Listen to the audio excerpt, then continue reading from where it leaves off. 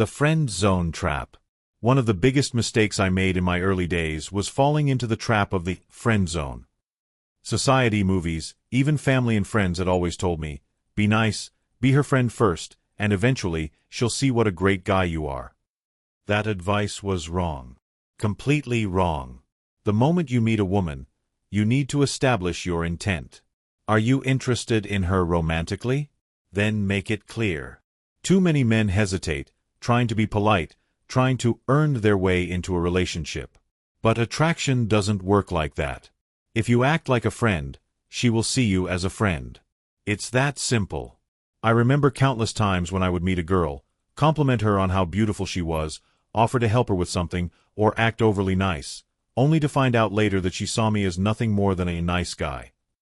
Meanwhile, other guys who treated her with playful teasing, a bit of challenge, and a sense of mystery would immediately grab her interest. It took me hundreds of rejections to realize that the way you present yourself from the start dictates the entire dynamic of the relationship. Women are not looking for another friend. They have plenty of those.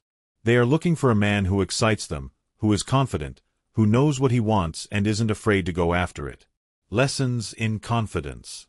One of the turning points in my journey came when I started treating women the same way I treated my close friends. I stopped being overly polite, stopped filtering everything I said to make her like me, and instead started focusing on being authentic. For example, when a girl would compliment me on something, like my shirt, my old self would get excited, thinking, wow, she noticed me. Maybe she likes me.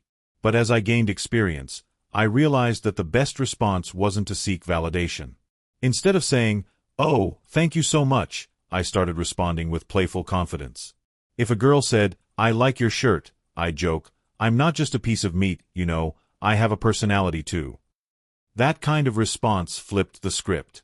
Suddenly, instead of me seeking her approval, she was the one wondering if I was interested in her. The dynamic shifted, and I became the one in control of the interaction. It was the same principle I saw with the most attractive women in the clubs. They weren't desperately trying to impress people. They were selective. They had standards. If you wanted their attention, you had to earn it. I realized that men needed to apply that same mentality. The power of rejection. Rejection is painful, but it's also the best teacher. The more I was rejected, the more I refined my approach. I learned that confidence wasn't about pretending to be someone I wasn't. It was about knowing my value and being unafraid to show it. For example, I once met a girl who immediately dismissed me when I approached her. Instead of walking away defeated, I smiled and said, ouch, that was cold. I respect it. But you gotta at least let me tell you why I came over before you shoot me down. She laughed, and suddenly, the rejection turned into an opportunity. Rejections weren't personal. They were just part of the process. I stopped fearing them and started seeing them as stepping stones. Every no brought me closer to understanding what worked and what didn't. The illusion of financial success. Another major realization came when I saw successful businessmen, wealthy, powerful, seemingly in control, completely lose themselves when it came to women. They could close million-dollar deals but couldn't handle a conversation with an attractive woman. Their entire self-worth depended on whether a woman validated them or not. It was then that I understood, no amount of financial success can replace inner confidence. If you don't develop self-respect and independence in your dating life, you will always feel incomplete, no matter how much money you make. I was lucky that my time in the club scene gave me endless opportunities to practice. It forced me to face rejection, learn from it, and improve.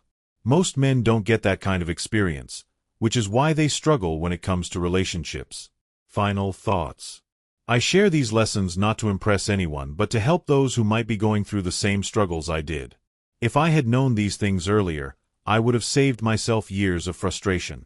For any guy who feels lost when it comes to dating and relationships, my advice is simple. Stop being afraid of rejection. It's not the end of the world. It's just feedback. Be clear with your intentions. Don't try to sneak into a relationship through friendship. Treat women like you would treat a close friend. Stop putting them on a pedestal. Develop confidence in who you are. No amount of money or success can replace that. If you want to hear more stories, lessons, and mistakes I've made, let me know. I'm more than happy to share what I've learned. If even one person can benefit from my experiences, then sharing them is worth it. Until next time, stay confident, stay real, and never stop learning. She doesn't want a nice guy. She wants this. Women don't choose the richest man. They choose this guy.